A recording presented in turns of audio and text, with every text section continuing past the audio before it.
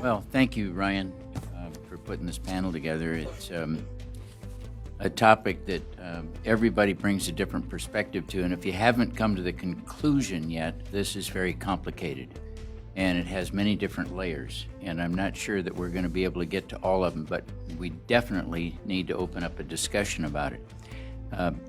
I lived 8 years as a female named Laura Jensen after undergoing gender reassignment surgery in April of 1983.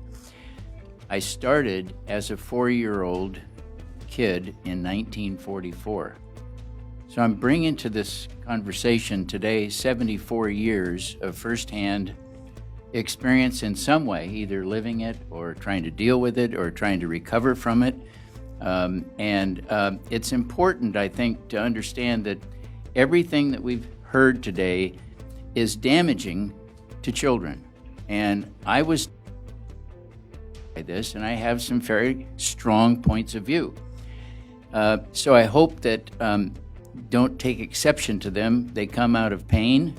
They come out of real life experience. I'm not trying to be hurtful to anybody, but I think that I have a website called sexchangeregret.com, and we get letters from either the parents or the transgenders themselves asking for help after they've lived the life like I did for 5, 6, 15, 18, 20, all the way up to 30 years.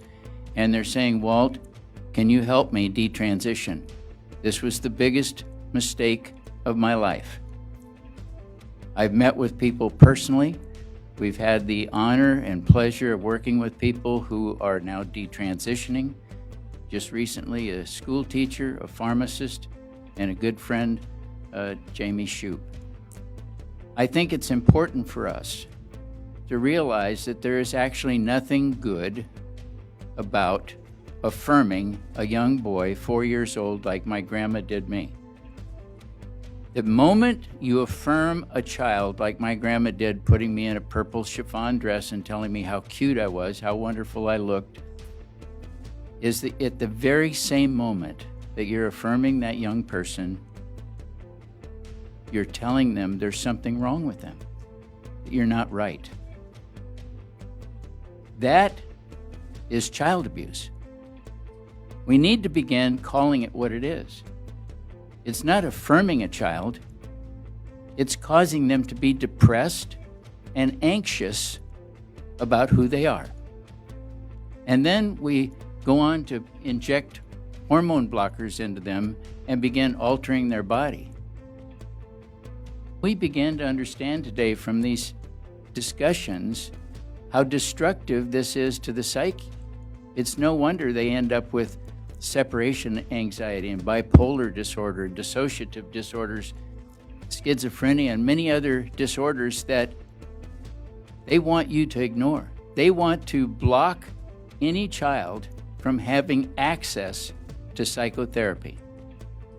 The only reason that I'm able to speak to you today is because after 46 years of dealing with this issue, I was able to detransition in 1990 after I had extensive psychotherapy, the very same psychotherapy that they're trying to prevent people from having.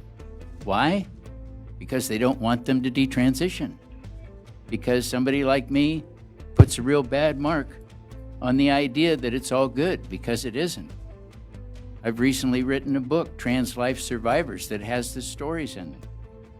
It's painful to get these emails from people whose lives have been totally torn apart. Men like myself, who was married, had 2 children, had a career. I was an executive for American Honda Motor Company.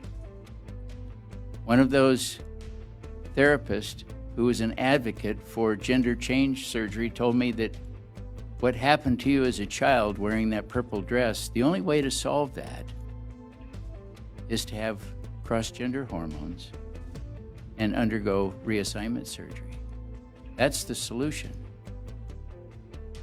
Well, I trusted his expertise because Dr. Walker actually written the original international standards of care for treatment of gender identity disorder or gender dysphoria.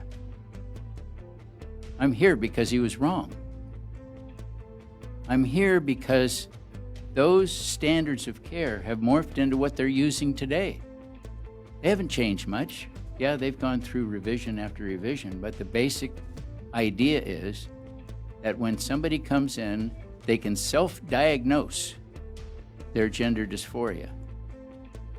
We are manufacturing transgender kids. We are manufacturing their depression, their anxiety, and it's turned into a huge industry that people are profiting from after kids' lives are completely torn apart.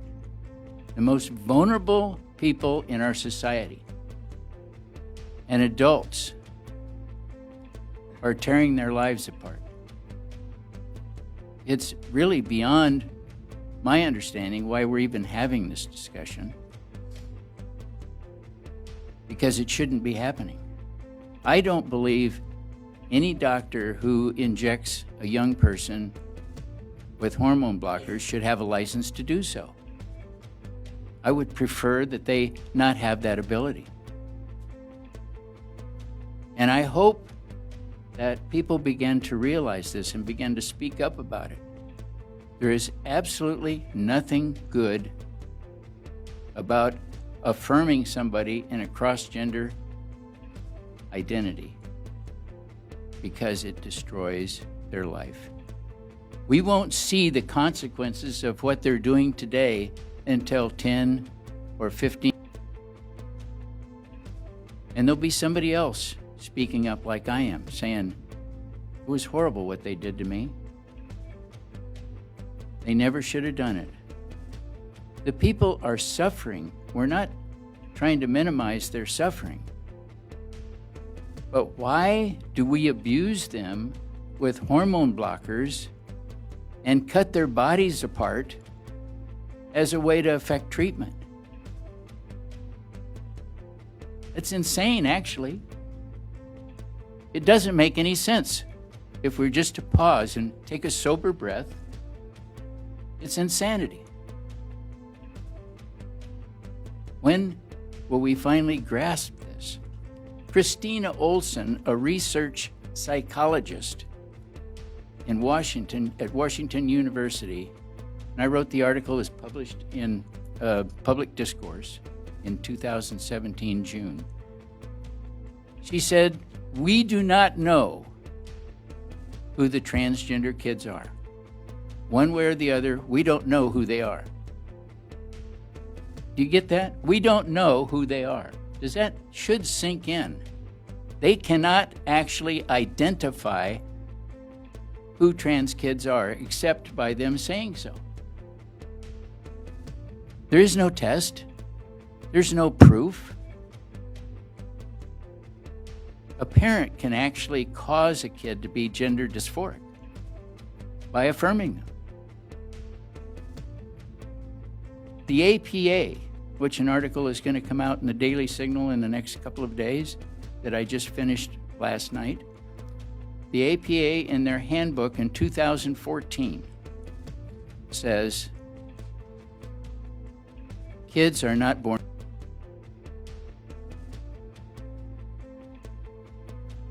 And yet, we're treating them with medical treatment as if they were, and trying to alter them. They're not born that way. I want to say it again. We're manufacturing transgender kids. None of us should be a party to altering a kid's mind, his psyche, and sending them down the path where they're going to sit up here and say how their life was torn apart. And I'm the fortunate one. I got sober. I'm 33 years sober. I drank heavily and used cocaine as a way to try to mask the pain from having undergone the surgery, as a way to cope with what Grandma did in a purple dress that confused me. That when I was a little boy, 4, 5, and 6 years old, I began to want to be affirmed. I began to enjoy being affirmed. I became addicted to the affirmation and the attention. I mean, if a kid wants to steal all of the attention out of the room, all they have to do is say, I am a transgender. They can suck the life out of a room in a heartbeat. And the focus is right on them. And they can get anything they want, can't they? Nobody calls them out. Nobody says, how'd you come to this conclusion? Well, we know how they came to the conclusion. Schools are giving them books. They're indoctrinating them. Parents are encouraging them.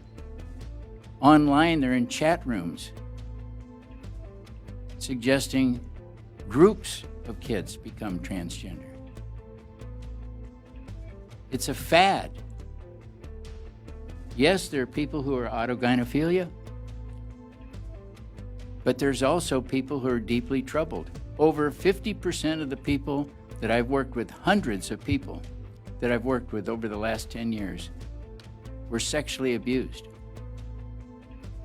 Boys who are abused at a young age come to the conclusion that the only way they can prevent themselves from being sexually abused again is to cut off their genitalia and become females.